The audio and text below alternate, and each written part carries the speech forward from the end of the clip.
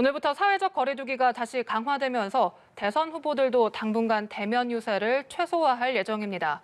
민주당 이재명 후보와 국민의힘 윤석열 후보 모두 가족 의혹 리스크가 불거지면서 대선판이 출렁이고 있습니다. 이 두 분과 관련 이야기 나눠보겠습니다. 박창환 장한대 교수, 이기재 동국대 겸임교수 모셨습니다. 두 분 어서 오십시오. 네, 안녕하세요. 네, 먼저 두 후보의 주말 일정부터 짚어보겠습니다. 이재명 후보, 오늘 부스터샷을 접종하고 별다른 일정을 잡지 않았습니다. 이 코로나 상황으로 인해서 메타버스를 잠시 중단을 한 상태인데요. 앞으로 비대면 소통을 더 강화한다고요? 네, 메타버스로 저인망식 선거운동을 통해서 효과를 톡톡히 봤습니다. 결과적으로 지지율에 어쨌든 골든크로스를 이뤄냈으니까 효과가 있었다 이렇게 봐야 되겠죠. 다만 그 효과가 있던 만큼 부작용도 있었어요. 그러니까 소위 말해서 이재명 후보의 메시지가 넘치다 보니까 이 메시지들이 혼선을 빚는 경우도 있었거든요. 네. 그러다 보니까 뭐 이재명만 보인다 이런 얘기까지 이제 들었단 말이죠. 이번 거리두기 강화로 인해서 비대면으로 강화를 하게 되면은 이런 부분들이 좀 조정이 될 것 같습니다. 그러니까 일정 부분 메시지를 좀 간결하면서 좀 적게 내는, 그래서 집중도를 높이는 이런 전략이 지금 이제 민주당에 필요하다 이런 지적이 많았었기 때문에 오늘을 기점으로 해서 이재명 후보의 메시지 전략이 조금은 좀 바뀌지 않을까 이렇게 생각이 들고, 이재명 후보도 아마 오늘 제일 고민하는 부분들이 그동안에 자신이 이야기했던 부분들과 이런 것들이 서로 이제 그 상충되는 이야기들이 꽤 있었거든요. 이제 그런 부분들을 온라인 홍보라든지 방송을 통해서는 그런 일이 일어나면 안 됩니다. 그러니까 이런 부분들을 당 내에서 또 선대위 내에서 좀 정리를 해서 이제 출연을 통해서 메시지를 간결하면서도 핵심적인 메시지를 전달하는 이런 쪽의 고민이 당분간 이어지지 않을까 싶습니다. 네. 이재명 후보의 메타버스 잠시 중단이 되면서 그동안 좀 혼재되는 메시지가 많았는데 더 간결해질 것이다 이런 전망이셨는데 어떻게 보셨습니까? 그렇죠. 지금 그 이재명 후보에게서는 지금 두 가지가 지금 전 관건일 것 같아요. 하나는 뭐 말씀하셨듯이 지금 메시지 혼선, 예를 들어서 지금 문재인 정부와의 이제 차별화를 시도하면서 결국 지금 다주택자에 대한 양도세 유예 결정에 대해서 정부가 지금 맞서고 있고, 네. 뭐 종부세 관련해서도 그렇고 여러 가지가 지금 부딪히고 있지 않습니까? 이 부분에 대한 교통 정리가 필요한 거 하나하고, 두 번째는 지금 코로나 상황이 굉장히 심해지고 있고, 그래서 결국은 위드 코로나 정책을 처리할 수밖에 없는 상황에 직면했지 않습니까? 그럼 이 상황이 아무래도 3월 9일 대선까지도 그대로 이어질 가능성도 높거든요. 그렇기 때문에 그러면 과거에 총선은 오히려 코로나를 잘 잡음으로 해서 민주당에서 대승을 이뤘다면, 오히려 지금 이번 대선은 코로나 방역 실패로 인한 민심의 큰 이반의 문제를 이재명 후보가 직격탄을 맞을 수도 있거든요. 그런 측면에서 오늘 이제 사실은 코로나 관련해서 본인이 스스로가 부스터샷을 맞으면서 계속 이제 어떤 방역 행보를 하고 있는 것으로 이렇게 풀이됩니다. 네. 이런 가운데 윤석열 후보는 이 청년 보좌역 공개 모집 면접 심사 현장에 참여를 했습니다. 뭐 30대 장관이 나올 것이다 이런 언급을 하기도 했는데 2030 표심 잡기 행보 어떻게 평가하시는지 먼저 들어보겠습니다. 예, 일단 그 국민의힘 윤석열 선대위에서는 이제 그 청년 보좌역을 각 파트에 배치하고, 그것도 현재 이제 그 영입돼 있는 청년들 배치뿐만 아니라 공개 모집을 통해서 각 파트에 배치해서 청년들의 어떤 요구들을 선대위에서 그대로 담겠다 이런 이제 계획을 갖고 있는 것으로 보여지고요. 그리고 오늘 좋은 얘기들을 굉장히 많이 했던 것 같아요. 그러니까 디지털 플랫폼 정부를 만들겠다 이런 이제 포부를 얘기했는데, 사실 그 윤석열 후보가 얘기했듯이 영국 같은 경우에는 23개의 부처가 단일한 디지털 플랫폼으로 연결돼서 있음에도 불구하고 우리나라는 각 정부가 다 따로따로 그 홈페이지도 운영하고 이렇게 돼 있거든요. 그러니까 디지털 강국이라고는 하지만 결국은 이게 정책의 어떤 그 수요자 입장에서 바라봐야 되는데 공급자 입장에서 지금 정부가 운영을 하고 있어요. 이런 부분에 대한 어떤 비판 그리고 자기에 대한을 얘기했다고 보고, 특히 이제 30대 장관을 얘기했죠. 그래서 네.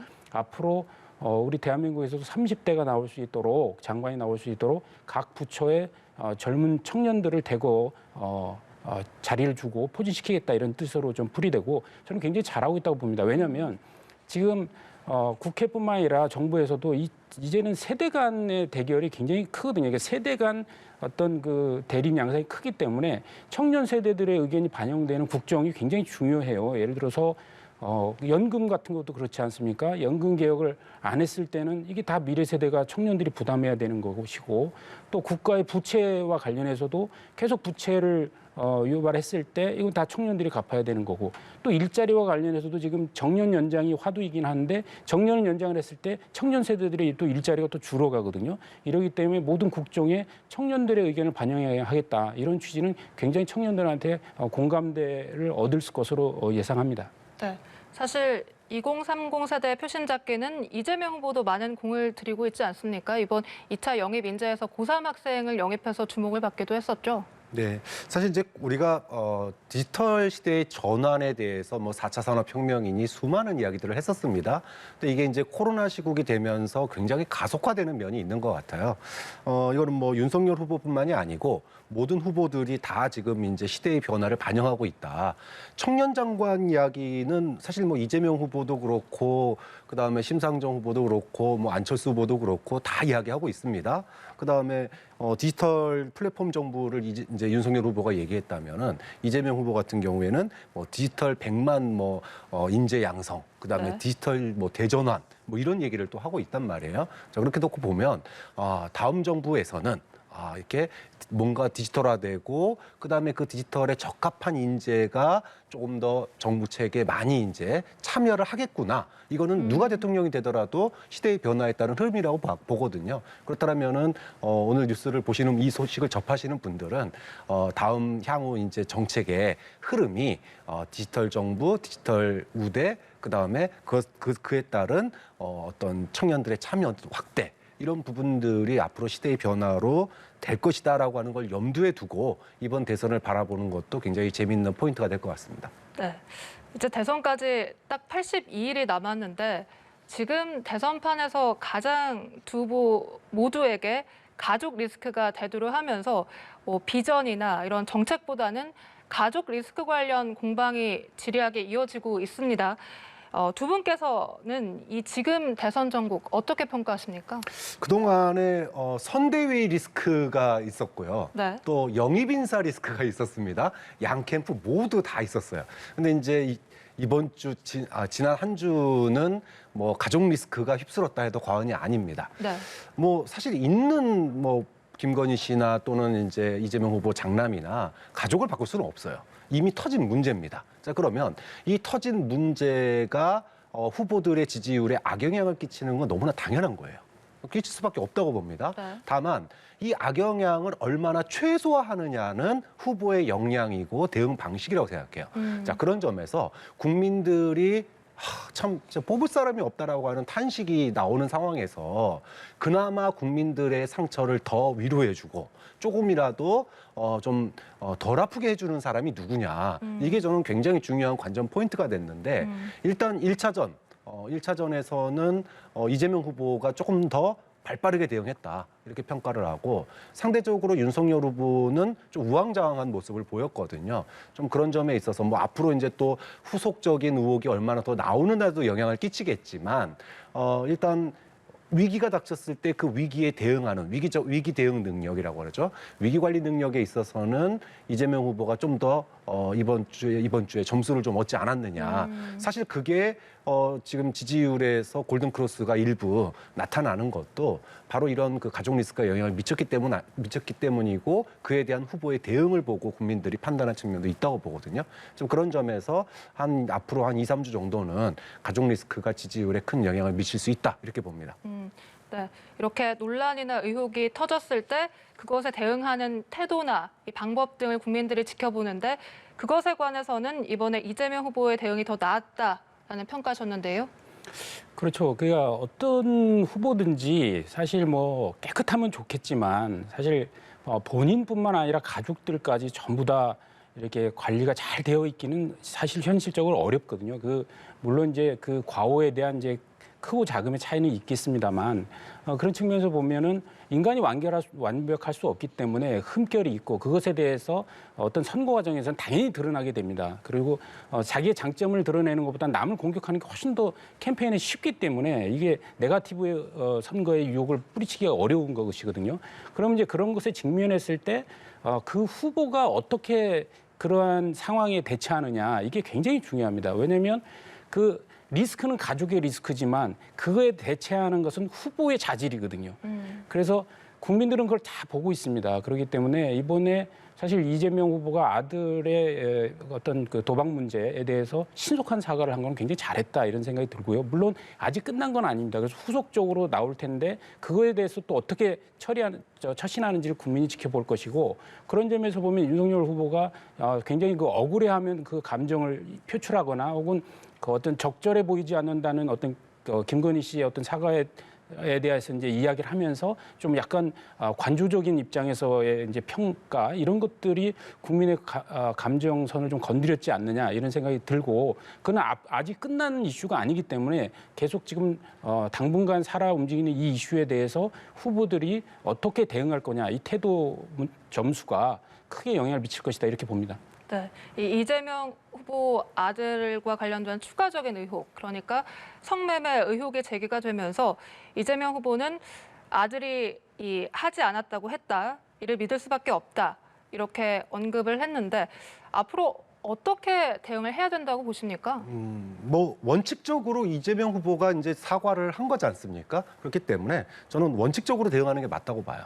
여기서 뭐 특히나 이제 뭐 후보야 그 아들 이야기를 듣고 얘기할 수밖에 없겠지만 민주당 주변 지지층들에서 뭐 이준석도 갔다더라 뭐 이런 식으로 이제 물타기를 하거나 또는 어설프게 뭐 방어를 하려고 그러는데 이렇게 되면은 이게 오히려 역풍이 붑니다.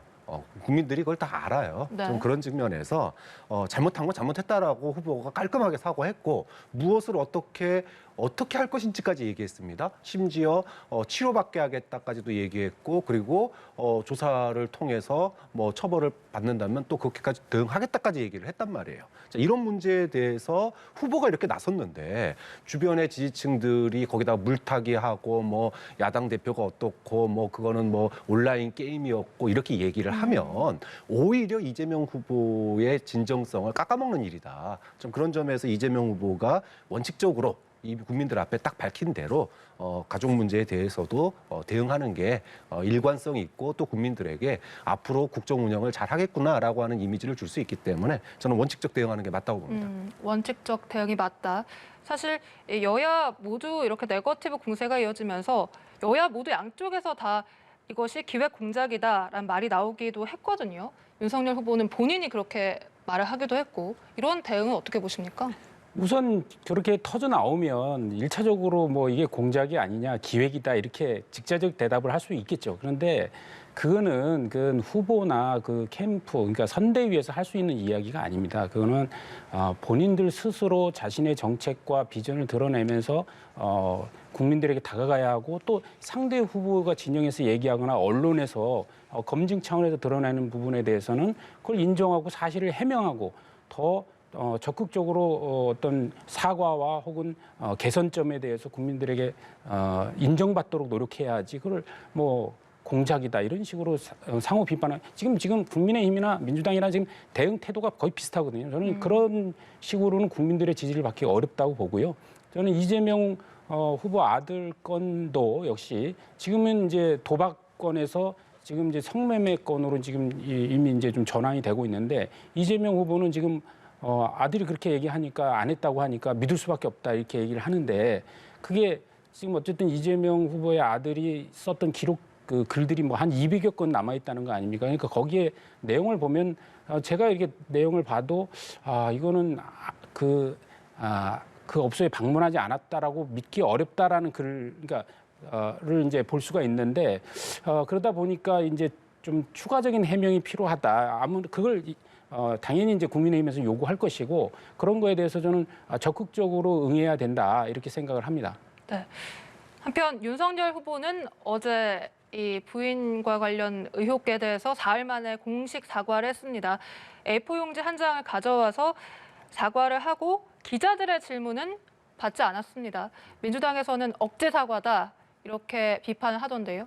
그러니까 사과를 하게 되면은요, 무엇을 어떤 내용을 사과를 하는 건지, 왜 하는 건지, 그래서 어떻게 하겠다는 건지 이게 들어가야 됩니다. 근데 윤석열 후보의 어제 사과는 무엇을 왜 그래서 어떻게 하겠다는 게 하나도 없어요. 그냥 무조건 잘못했대요. 원칙과 공정에 위배됐다고 생각한다. 그게 답니다.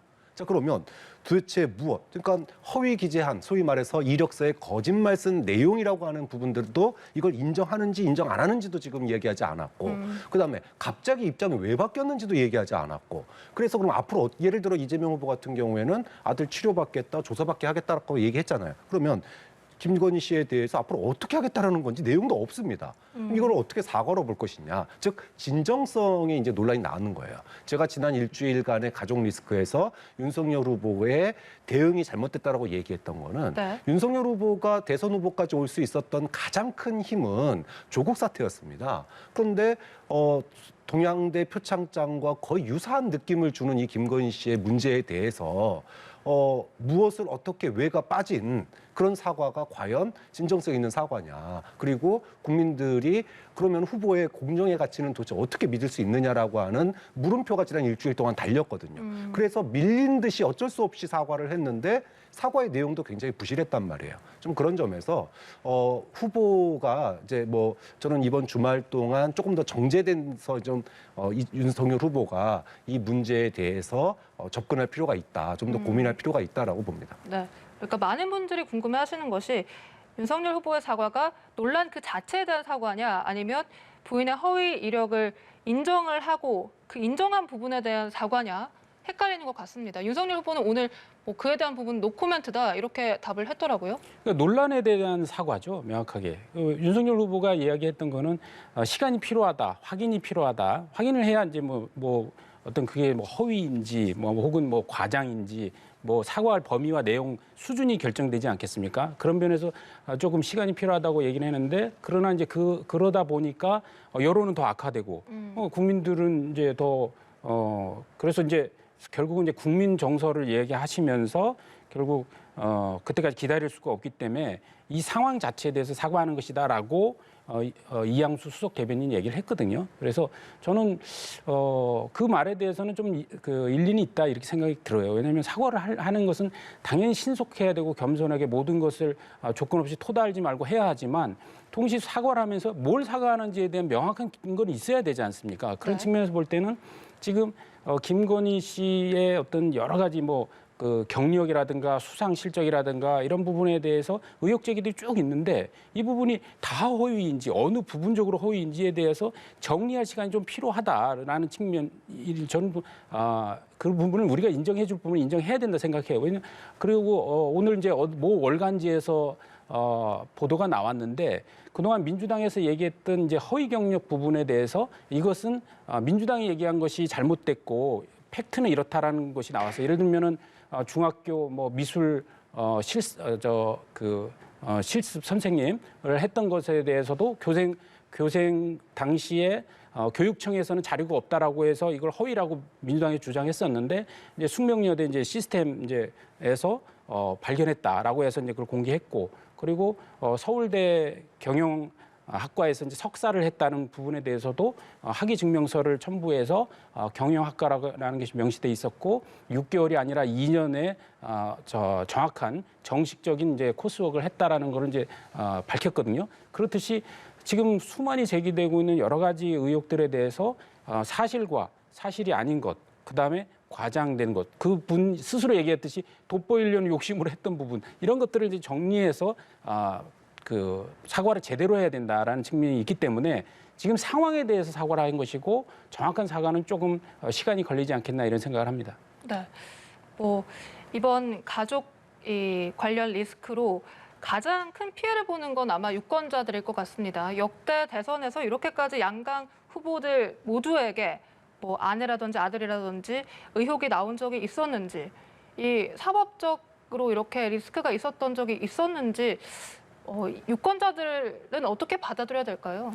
글쎄요, 그럼 과거에도 가족 관련된 리스크는 있었죠. 뭐 이회창 후보 같은 경우에 자녀의 이제 병역 면제 논란이 있었고, 그리고 뭐 과거에 노무현 전 대통령도 후보 시절에 부위 장인어른의 소위 뭐 빨갱이 논란 뭐 이런 것도 있었고 이제 그것에서 이제 있었는데 근데 이번 같은 경우에는 당장 좀 단순하게 사과의 문제를 넘어서서 이게 경찰이나 검찰의 수사가 필요한 상황까지 되고 있단 말이에요. 네. 예를 들어 지금 이재명 후보 장남 같은 경우에 도박 문제가 사실은 뭐 벌금형에 처해질 수 있는 그런 위법 사항이고 또 김건희 씨 같은 경우에도 경력 증명서가 허위로 조작됐다 이런 얘기도 있기 때문에 이건 이제 사문서 위조의 문제거든요. 그다음에 이런 부분들이 또 법적인 처벌 대상이 될 수 있는 그런 부분이니까 가뜩이나 후보들에 대해서 비호감도가 높았던 이번 대선에서 또 하나 국민들의 마음에 좀 큰 상처를 주는 그런 사건들이 터진 거예요. 자, 그렇기 때문에 여기에 대해서 저는 두 후보가 굉장히 진솔하고 그리고 국민들의 눈높이에 굉장히 민감하게 전 대응해야 된다고 생각합니다. 네. 팔이 안으로 굽어서는 절대 안 된다. 국민들이 정말로 이번 문제를 어떻게 처리하는지를 보고 중도층이 움직일 가능성이 있기 때문에 저는 이번 가족 리스크에 대처하는 자세, 후보들이 가족 리스크에 대처하는 자세가 이번 한 보름 동안 연말에 가장 큰 지지율 변화의 변곡점이 될 거라고 봅니다. 네, 이렇게 비호감도가 높은 두 후보에게 불거진 가족 리스크인데 이에 대해 실망한 이 유권자들을 위해서 한마디 해주신다면요? 지금 어차피 후보에 대한 검증이 사실은 가장 중요하겠죠. 그리고 더 중요한 건 사실은 그 후보가 대한민국을 어떤 방향으로 끌고 가려고 하는지에 대한 결국은 이제 국정운영 철학과 비전에 대한 문제일 겁니다. 그런데 지금 선거가 지금 사실은 너무 손쉽게 가족들을 끌어내서 그러니까 상처 주고 흙탕물을 껴넣는 방식으로 가고 있는 것이거든요.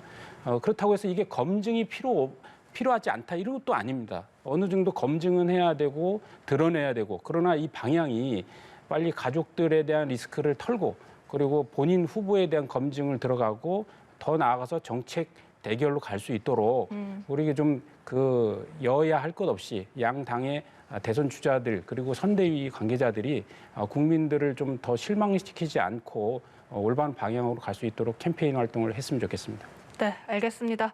지금까지 박창환 장한대 교수, 이기재 동국대 교수와 함께 이야기 나눠봤습니다. 오늘 말씀 고맙습니다.